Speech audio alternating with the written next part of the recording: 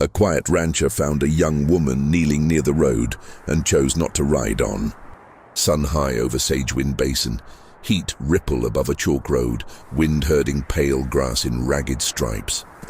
A freight wagon bursts from the bend with brake leather gone to threads, iron rims shrieking, team froth at bit, driver white-knuckled and already losing the grade. In the ruts, a young woman kneels beside a split traveling trunk, one hand on a loosened hinge, the other pressed to an ankle gone sideways, braid whipped across a cheek. A quiet rancher drags his roan to a stop so hard the animal plants, leather pops, revolver clears leather only to bark once into dust well to the side, a warning stinger to wake a panicked hand. The driver jerks left. The team swerves, wagon fishtails past in a storm of grit that stings skin and gums. The trunk lifts a finger's width in the pressure wave and drops again. Silence rushes in behind the racket like cold water. The rider swings down, pushes hat brim back, offers a tin canteen before a single question, palm steady enough to smooth the tremble in another person's breath. Water wets lips, travels the throat, comes back as breath. Color returns by degrees. The woman keeps voice caged, but eyes speak plenty. Ankle trouble, lost escort, a paper in that trunk nobody else is meant to read. Grit clings to the locket chain peeking from her collar. Names trade low, quick, necessary. Mason Hart of Hart's Gate, Ada Lark bound for last light, then the world pushes again. Wind lifts a strand of canvas from the trunk mouth and shows the county seal for a heartbeat, a deed half smudged by earlier sweat. Fingers slide it deeper under cloth while pain flares along bone and fades to a hard glitter behind the eyes. Far off on Wirebird Ridge, a dust thread moves against the wind, thin as stove smoke, wrong speed for weather.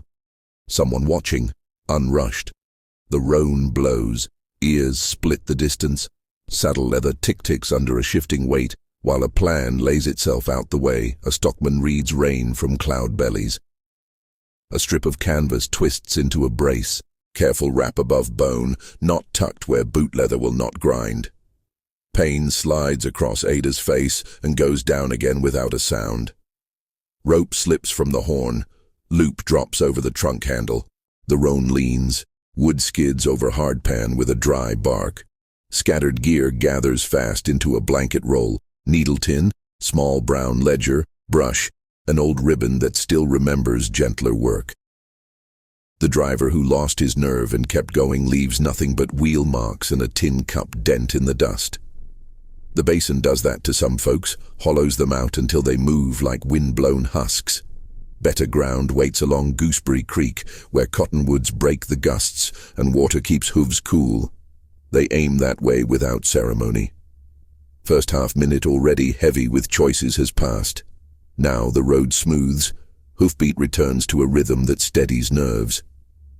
Ada rides up behind the cantle with jaw tight and shoulders squared, fingers finding the saddle string when a jolt threatens balance.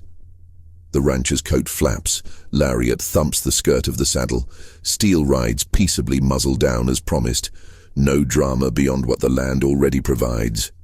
Talk stays thin at first.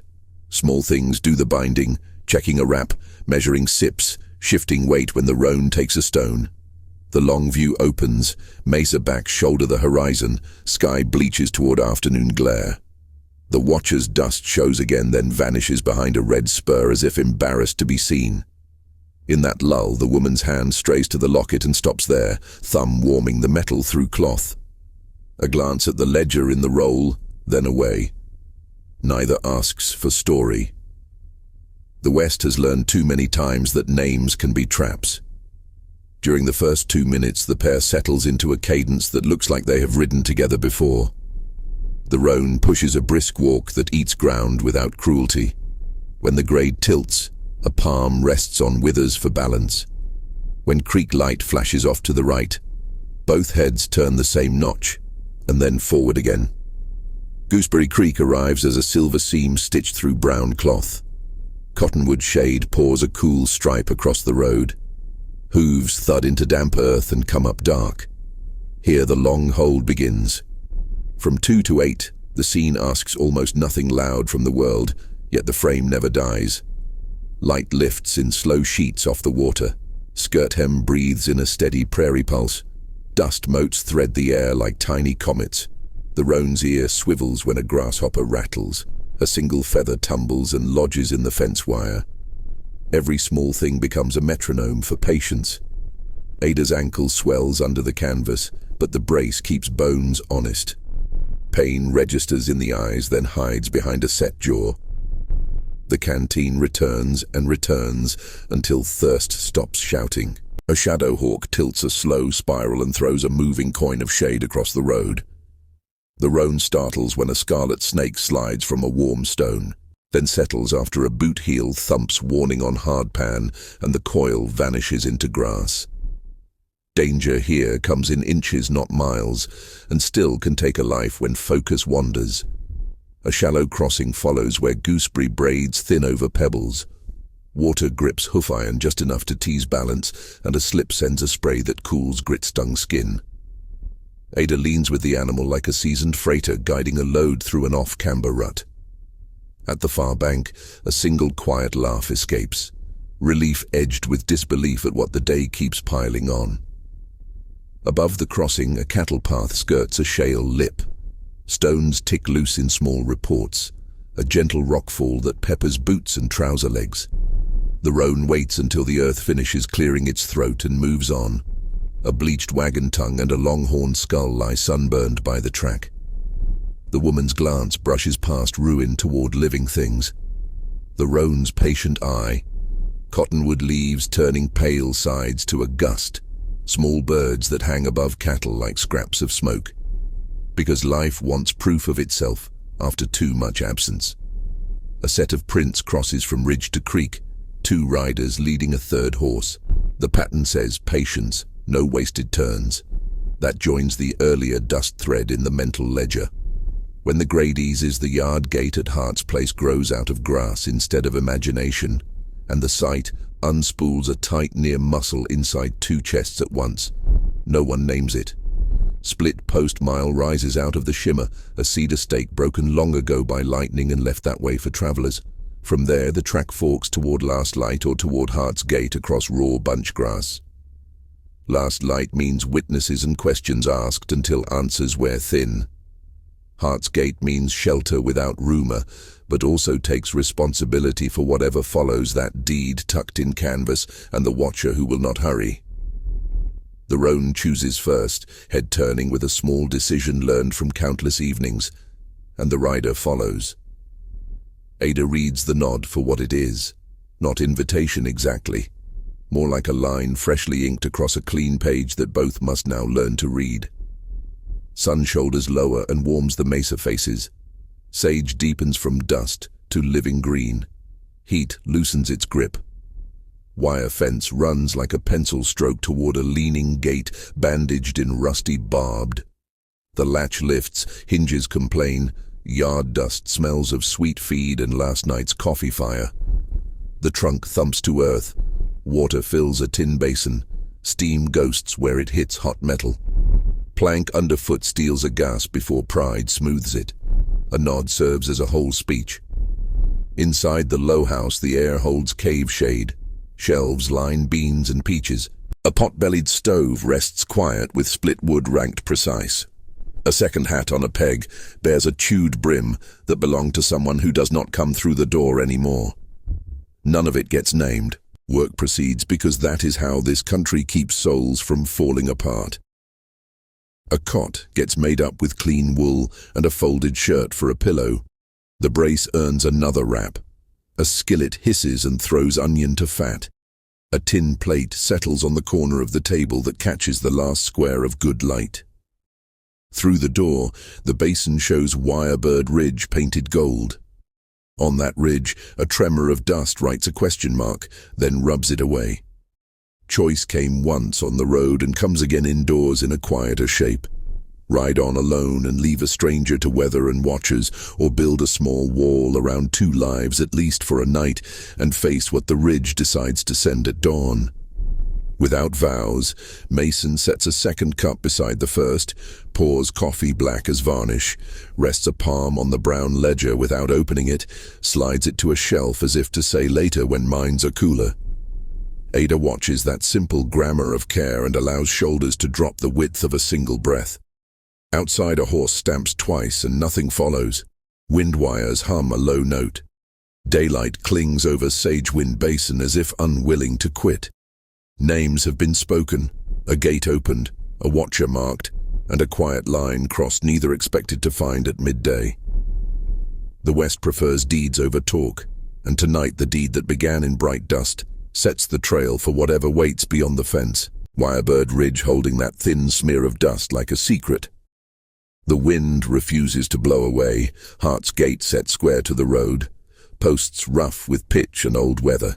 Kitchen window drawing a rectangle of sun across the table where 2 tin cups cool beside a folded rag.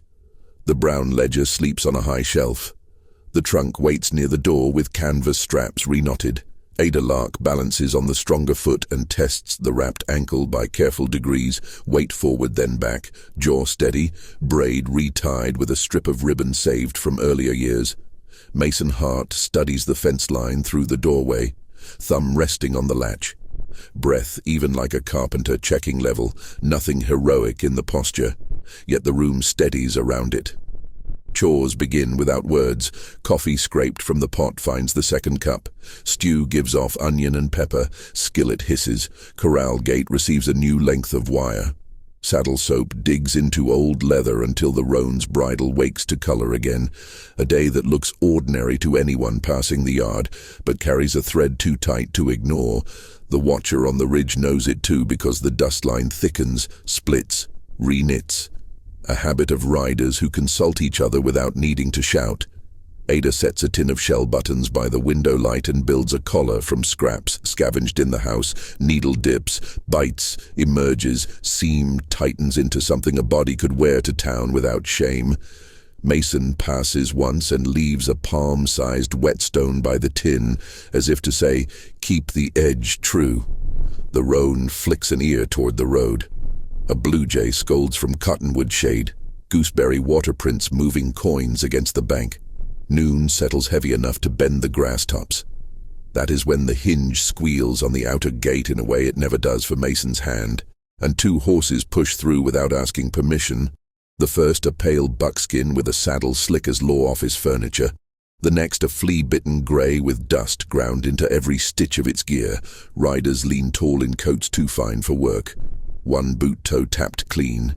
Hat angles are those of men who trade in other people's breath. The lead fellow speaks in courthouse honey about stray property, and a trunk described in town as missing from a stage transfer near last light. A paper supposedly inside. A deed bearing county seal and certain signatures that a firm in Phoenix paid to shepherd. So naturally the recovery party followed the track out here. A pleasant surprise to find the item safe beneath an honest roof. A hand reaches toward the strap as if the outcome has already been agreed. A palm meets that hand before fingers touch canvas. Not a strike, just a flat stop like a gate closing. Eyes meet, silence loads the air. Dust motes choose that moment to glitter more loudly. The buckskin paws once. Ada sets the collar aside and stands straight in the doorway, locket chain tucked chin level, the wrap on the ankle true but not bulletproof.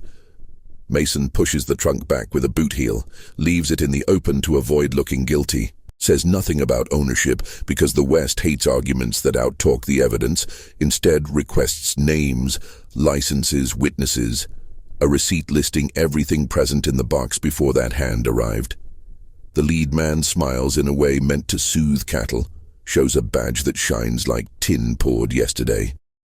Claims deputy status borrowed from a neighboring precinct.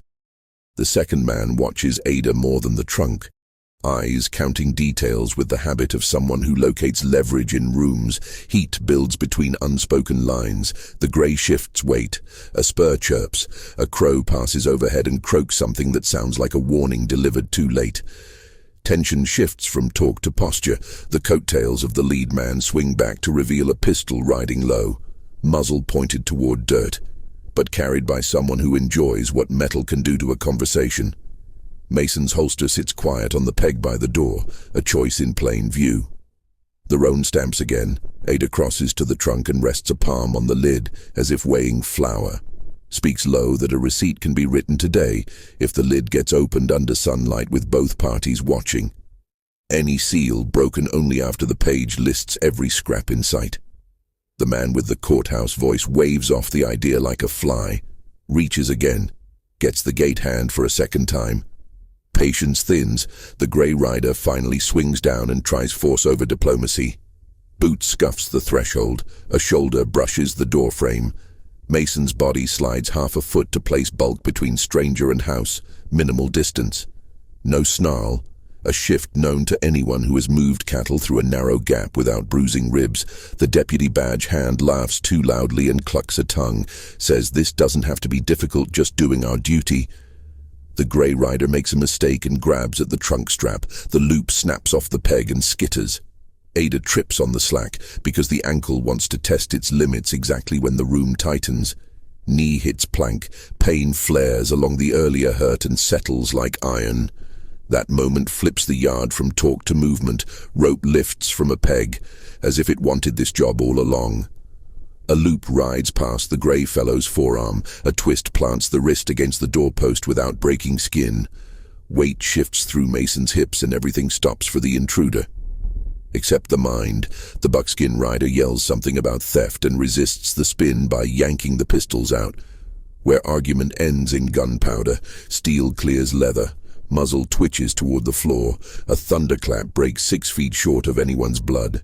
Warning into dust from a revolver that did not come from these two newcomers. The roan has bolted a step. Mason's iron sights low after the bark. Smoke fingers the floorboards. Powder smell snaps through stew and coffee like a new spice.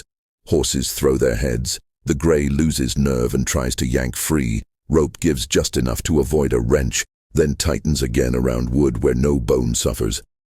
Ada rises with jaw tight and finds balance by gripping the trunk corner. That locket stays put. No one sees the ledger move because nobody watches the shelf in moments like this. Voices crowd the air. Threats scrape together into meaningless noise.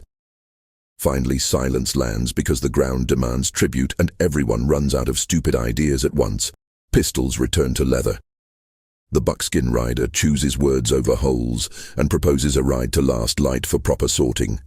A judge witnesses, daylight on paper, the whole sequence clean, sounds reasonable until eyes drift to Wirebird Ridge, where the earlier dust line has become 3 threads now, slow and purposeful, not law. Something private with pockets like wells.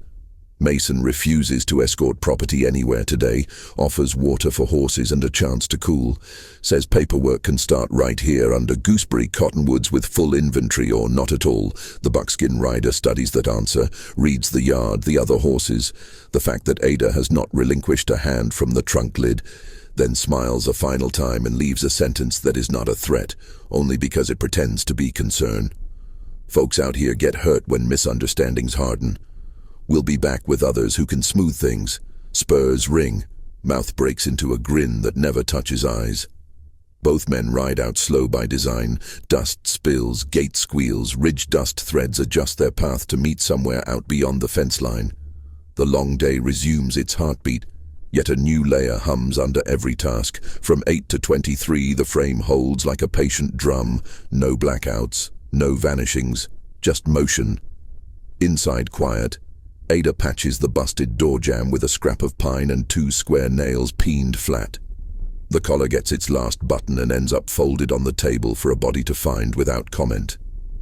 Mason checks the herd along the creek, fixes a sag in the far wire, rides back with shirt damp at the shoulders, hat brim marked by sun. The roan's flanks darkened where water splashed mid-ford. Camera lingers on small rhythms that keep nerves from fraying. Kettle lifts a steady ghost of steam. Breeze combs the yard in long strokes.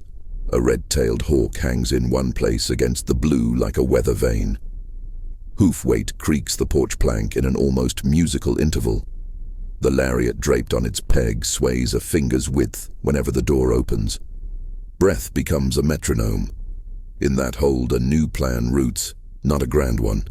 Just steps that keep bodies safe until morning or until the ridge makes a move. The deed remains buried in the trunk under a blanket roll, woven when Ada was smaller. That paper hums like a hive inside canvas. A map to water rights near last light that a company would rather swallow whole. Supper arrives early to leave light for fence rounds, beans and biscuit, a slice of dried apple rehydrated with sugar water until it gleams, an extra cup set out without comment. Dusk threatens to lengthen shadows, but the sky holds perfect clarity. Nothing murky, everything readable. Then the ridge delivers. 3 riders shaped like the dust that announced them ease down toward the creek as if visiting old friends. No badges this time, no smiles. Coats left open over belts that carry iron low. 2 stay mounted to block the road. 1 on foot glides toward the yard gate as though shopping for rope. No permission requested. Corral rails become a theater rail. Horses in the pen bump each other and snort. Ada moves first by the small window through which kitchen light paints a warm rectangle on dirt, pulls the trunk deeper inside, shuts the door softly, tucks the locket under collar, flips kettle off the hob to kill whistle that could give away nerves. Mason steps into the yard carrying nothing more than a fence staple hammer, posture unhurried, hat brim pulled to level, throat clear, voice plain. This is private ground. Travelers can water up at the lower trough, then ride on. No barter tonight. The footman gives a tiny bow made of sarcasm and keeps walking. Hand slides toward a gate rope as if rope could change ownership of a life. A roped calf bawls inside the pen and draws the attention of one mounted thug who laughs. Sound like aluminum, the grey rider from earlier has not returned. Which says, these are not deputies, this is the aftertaste of money. Movement snaps out fast because the aftertaste wants more than a sip. The footman lunges toward the house. Boot kisses the threshold. Mason meets that boot with a heel check that redirects momentum into empty air. Body folds around a breath lost to surprise. No blood. Just a bruise forming to remind a rib of its duties. A second rider shoves his horse between gateposts to crowd space. The roan wheels on a dime and plants, tail sweeping dust. Ada lifts the heavy skillet near the stove and taps the doorframe once to make sure both wrists agree on the weight. Not for a swing at a skull, only to arm the room with sound, a signal more than a weapon. The footman regains feet and reaches for a knife that looks handmade, the kind acquired under tables. Muzzle flashes from dirt again before steel touches clear air. Another warning that tears a fresh hole in roadbed, and in the evening's confidence, every animal jolts. Chickens ignite into a feathered eddy. Calves crowd the pen corner. The 2 mounted men flinch enough to break stance. Mason's revolver lowers at once. Muzzle pointed away, voice remains calm but carries a flint edge now. Enough, papers tomorrow in town, daylight witnesses. Right now only trespass remains to fix. Take that back to the ridge and save yourselves trouble. The footman shows grin marks, then retreats 2 steps, calculates the fence length against his hunger for coin, clicks tongue, waves his partners off. Departure takes its time because swagger likes an audience, but hooves eventually fall into a trot that carries danger back toward Wirebird. Yard returns to the sounds of water licking a trough and wind snipping string ends on the fence. Both hearts keep working in chests without asking permission. Masonry of resolve sets harder. The 23rd minute slides into the 24th. Inside the house, the trunk gets shoved under the bed where it sits with its breath held. Ada finishes the collar and folds it square. Lays it where a man who tries not to need comfort will find comfort anyway. Roan gets a rub down. Cinch hangs loose. Saddle finds its peg. The long hold ends without collapse. A short burst of motion returns because day refuses to run out of tricks. A bank of dust lifts from the west as if a wagon train turned the basin. No cloud above to justify it. Riders again or wind playing horse. Either way, the smart move puts distance between yard and open road. The pair moves through the back gate into pasture with the roan carrying 2. Trunk stays, ledger stays, deed stays. Only bodies move. Fence lines stitch a path toward a shallow draw cut by spring floods. Shale underfoot offers poor footing. Rock dust climbs like smoke. A hawk cries once. Everything tastes like iron. Near the lip, a misstep from the roan loosens a hissing spill of stones. Ankle jar flashes memory through Ada's face, but balance sets. Mason gives the animal a knee, weight changes. Slide stops a palm from the edge. Ridge shapes appear on the skyline to the left, then vanish. Pursuit pattern uncertain, maybe circling to the road below to cut off. The draw funnels travel toward a choke marked by a cottonwood snag. Beyond that snag, a dry creek splits the flats and ends at a shelf where spring water sometimes shows its shoulder. Exactly the kind of pinch a hired crew would use to pen quarry if that word fit. No heroics bloom here, only a negotiation with ground and shadow. A plan whispers itself. Reach the shelf, cross the broken loop of cattle rope used as a handrail last winter, traverse the slanted slab above the pool, slip into the willow swale on the far side where hoofprints vanish in soft leaf duff. Noise dents the air behind. Not loud, just methodical. The three from the ridge have friends, and those friends learn to use stirrup leather to quiet saddles. The roan breathes deeper, foam outlines bit rings. Mason touches the neck once. Heat shines on the coat like varnish on oak. Ada presses a palm to stone to steady the traverse. Fingers pick up a scrape. Red lines bead, then fade. Non-graphic but real. Wind peers into the draw and decides to visit at the worst angle. Dust flips direction. Vision shrinks by thirds. A whiteout without storm cloud. Powdered shale acting like winter. Voices from the rim echo in the throat of the cut. Location uncertain, every sound from their own gear sounds like a shout in a church. A loose stirrup clinks, a pebble pings off metal. Then silence rings again. The shelf arrives, cattle rope dangles from a cedar peg pounded into a crack. Knots swollen from one rain months back. Ada grips above the swell, wraps once, eases over the slick pitch with the ankle carefully aligned to avoid torque. Breath holds through the pivot, then releases when boot finds gritty purchase. Mason follows with the roan, leading the gelding by cheek strap. Hooves scramble, slab sheds small shards that rattle to the pool below. One shard glances off a submerged log and throws up a bright coin of water that betrays position to anyone who knows how to read. Splashes. A shout from behind proves the lesson got learned somewhere else too.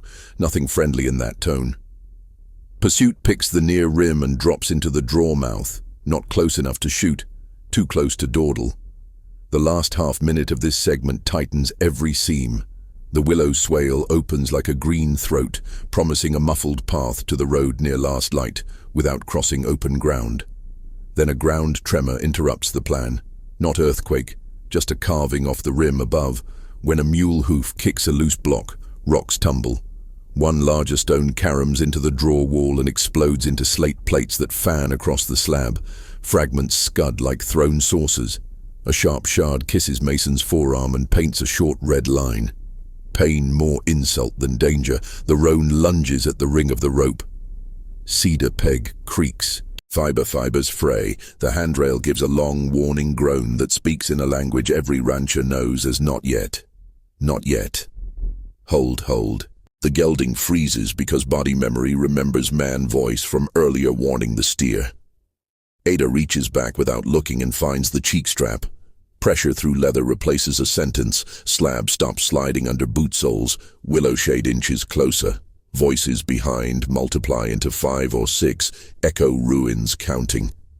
Dust thins just enough to show one hat brim over the rim and the shape of a rifle that prefers to influence a conversation from far off. Barrel lowers toward the slab until the man remembers stones. Muzzle comes up to safe, perhaps a trace of caution still alive in those lungs. Next steps hang in air like laundry, no safe way back, no clean way forward that does not spring a more public reckoning. The draw holds breath. Gooseberry water below ticks at rock like a clock. A far bell from last light carries on the wind, as if the town knows trouble by the scent. Part 2 closes on that ledge with rope fibers singing a tired song, horse calm but ready to bolt if told, 2 lives pressed into the shape of a choice that daylight will not let shrink. When the basin wakes fully to the dust, raised on Wirebird Ridge from the slab, the rope sings thin fibers. Mason shifts weight. Rowan steadies Ada crosses with palm on rope ankle, holds pain sharp. Then quiet dust thins, willow swale opens a soft green throat, footfalls hush. The pair slips through leaf duff, breath low. No pause, no turn back, the draw spills to the road, bright as melted coin, last light ahead. Bell carries once sky, clean ground, firm Main Street wakes in noonshine. Wagons line a square, courthouse steps throw short shadows. Townsfolk raise brows, then step aside, a clear lane forms. Mason leads, Roan through, Ada on foot. Ankle-wrapped stride, small but sure, forearm scrape dries to rust-color locket. Warm at collar trunk, weight rides in mind. Not on saddle, deed sleeps in canvas, but the day wants it in light. Riders arrive from Wirebird Ridge. Not law badges shaped wrong, tin, 2 fresh faces carved from coin. Not work, 3 break left, 2 hold the road, 1 mounts the steps for a speech. The square answers with silence, a single cough. A child lifted to hip. A sheriff steps out with star that looks like it has lived storms. Coat plain, voice steady, name Mason, name Ada, claim to that box. Question hung in air like wash on a still day. Mason sets trunk on a freight plank. Draws the line with boot heel, every item in sun, every eye a witness. Deputy tin from earlier flashes again, a reach for canvas crosses the line. Warning roars into dust, low and wide, pistol already angled to earth. Smoke curls, then leaves air, clean horses dance, but settle sheriff palm out to calm crowd, rifle, kept vertical barrel to sky, order holds. The ridge crew presses anyway. 2 try to flank near the trough, a 3rd hooks boot on wheel, spoke for height. Ada plants beside trunk, skillet weight before thigh, not for skull, for sound. 1 tap on plank rings like a bell cue set. Mason turns, rope around a post, wrist flick, pins a grab without pain. Crowd finally breathes, shoulders lower, then lift again as a grey coat lunges for the lid. A second crack into dirt, kicks grit across boots. No blood, no scream, message received. Sheriff steps to the plank, nods to the square, hands open, speak plain, inventory. Now names spoken as things rise in light, ledger cloth, needle, tin ribbon, old letter shell buttons, last a folded deed with county seal worn at edges, corners soft. The clerk from the office comes forward from the crowd, sleeve rolled, ink on thumb, reads names, slow water rights listed to Lark family, transfer clause notes. Witness mark legit as Winter Windridge men sag a fraction. Coin faces lose shine, a twitch from the flanker breaks the calm, hand drops to iron, then freezes as 3 farm rifles tilt up from wagon beds, barrels high ready, only for sky. Sheriff voice goes gravel. Drop that notion or ride home, lighter of pride. The notion falls to boards, clatter small like shells in a tide. The square answers with boot scuffs, not cheers. Law writes itself in daylight with many eyes. Papers return to canvas lid. Closes, rope knot ties on top. Public seal of sunlight. There is no parade, only relief that feels like rain after a dry month. Sheriff turns, says the road is yours, both of you. Town saw the truth today. Ridge dust pulls back toward the horizon. Shape thins, then breaks, wind eats the line. Mason lifts the trunk to the roan. Ada sets the new collar in his palm. A quiet gift, fit true at the throat. A small smile warms the corner of her mouth. Jaw loose, shoulders uncoil. They walk from the square as if the street were a creek and stones knew their feet. A bright breeze folds over, last light, doors swing, then rest. The bell gives 1 soft note like a sigh. The West keeps score with deeds, not speeches. 2 names chose to stand where everyone could see. Daylight is the only paper that never leaves. Love here is work shared under a wide sky. Quiet hands build a gate that stays open. What begins in dust can finish in sun. So subscribe to the Wild Frontier Tales, and you never miss our trip to the heart of Frontier West.